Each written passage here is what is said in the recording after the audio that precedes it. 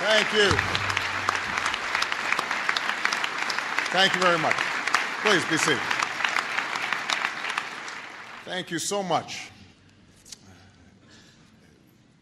Heads of state, cabinet members, my outstanding vice president, members of Congress, religious leaders, distinguished guests, Admiral Mullen. It's good to see all of you. Let me begin by acknowledging the co-chairs of this breakfast, Senators Isaacson and Klobuchar, who embody the sense of fellowship at the heart of this gathering, two of my favorite senators. Let me also acknowledge the director of my faith-based office, Joshua Du Bois, who is here. Where's Joshua? He's out there somewhere. He's doing great work. I want to commend Secretary Hillary Clinton on her outstanding remarks and her outstanding leadership at the State Department. She's doing good every day.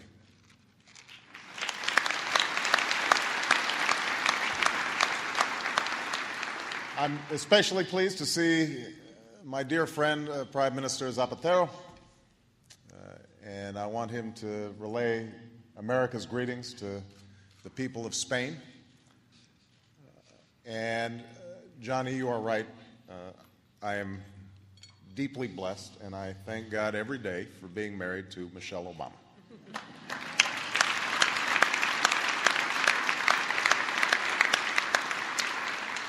Now, I'm privileged to join you once again, as my predecessors have for over half a century.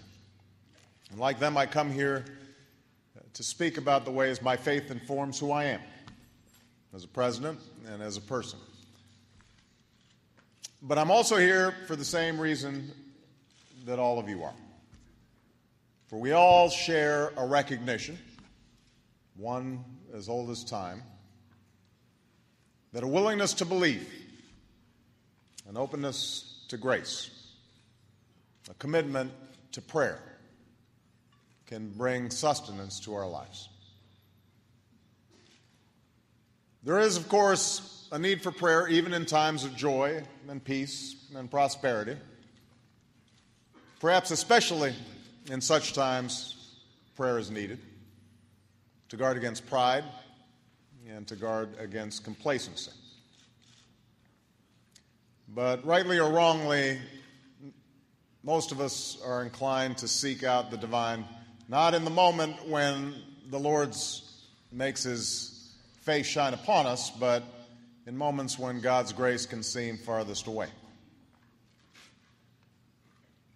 Last month, God's grace, God's mercy seemed far away from our neighbors in Haiti.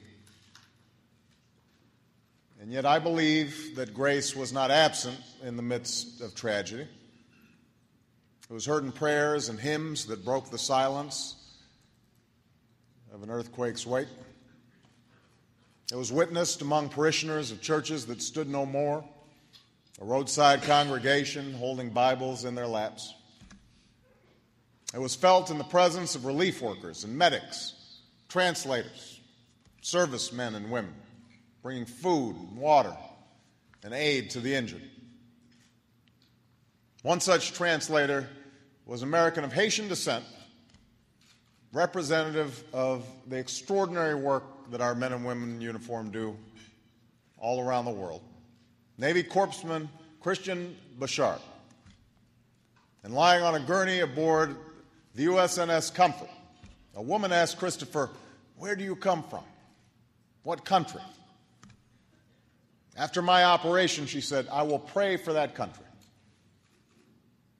And in Creole, Corpsman Bouchard responded, "In Tanzania, the United States of America." God's grace and the compassion and decency of the American people is expressed through the men and women like Corpsman Bouchard.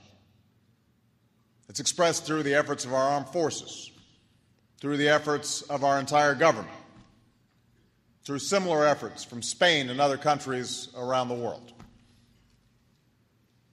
It's also, as Secretary Clinton said, expressed through multiple faith-based efforts by evangelicals at World Relief, by the American Jewish World Service, by Hindu temples and mainline Protestants, Catholic relief services, African American churches, the United Sikhs, by Americans of every faith and no faith, uniting around a common purpose, a higher purpose. It's inspiring. This is what we do as Americans in times of trouble. We unite, recognizing that such crises call on all of us to act, recognizing that there but for the grace of God go I, recognizing that life's most sacred responsibility, one affirmed, as Hillary said, by all of the world's great religions, is to sacrifice something of ourselves for a person in need. Sadly, though, that spirit is too often absent when tackling the long-term, but no less profound issues facing our country and the world. Too often that spirit is missing without the spectacular tragedy, the 9/11 or the Katrina, the earthquake or the tsunami. They can shake us out of complacency. We become numb to the day-to-day crises, the slow-moving tragedies of children without food and men without shelter and families without health care. We become absorbed with our abstract arguments, our ideological disputes, our contests for power. And in this Tower of Babel, we lose the sound of God's voice. Now, for those of us here in Washington, let's acknowledge that democracy has always been messy. Let's not be overly nostalgic. Divisions are hardly new in this country. Arguments about the proper role of government, the relationship between liberty and equality, our obligations to our fellow citizens, these things have been with us since our founding. And I'm profoundly mindful that a loyal opposition, a vigorous back and forth, the skepticism of power, all of that is what makes our democracy work. And we've seen actually some improvement in some circumstances. We haven't seen any canings on the floor of the Senate anytime recently. So we shouldn't over-romanticize the past. But there is a sense that something is different now, that something's broken, that those of us in Washington are not serving the people as well as we should. At times it seems like we're unable to listen to one another, to have at once a serious and civil debate. And this erosion of civility in the public square sows division and distrust among our citizens. It poisons the well of public opinion. It leaves each side little room to negotiate with the other. It makes politics an all-or-nothing sport where one side is either always right or always wrong, when in reality neither side has a monopoly on truth. And then we lose sight of the children without food, and the men without shelter, and the families without health care.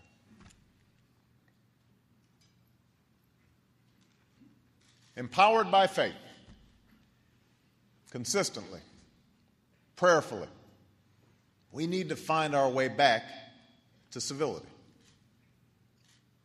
And that begins with stepping out of our comfort zones in an effort to bridge divisions.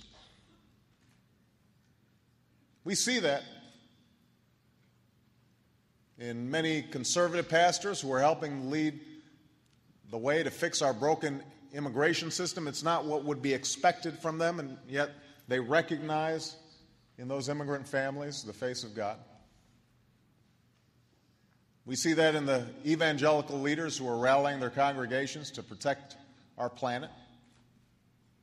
We see it in the increasing recognition among progressives that Government can't solve all of our problems. And that talking about values like responsible fatherhood and healthy marriage are integral to any anti-poverty agenda. Stretching out of our dogmas, our prescribed roles along the political spectrum, that can help us regain a sense of civility.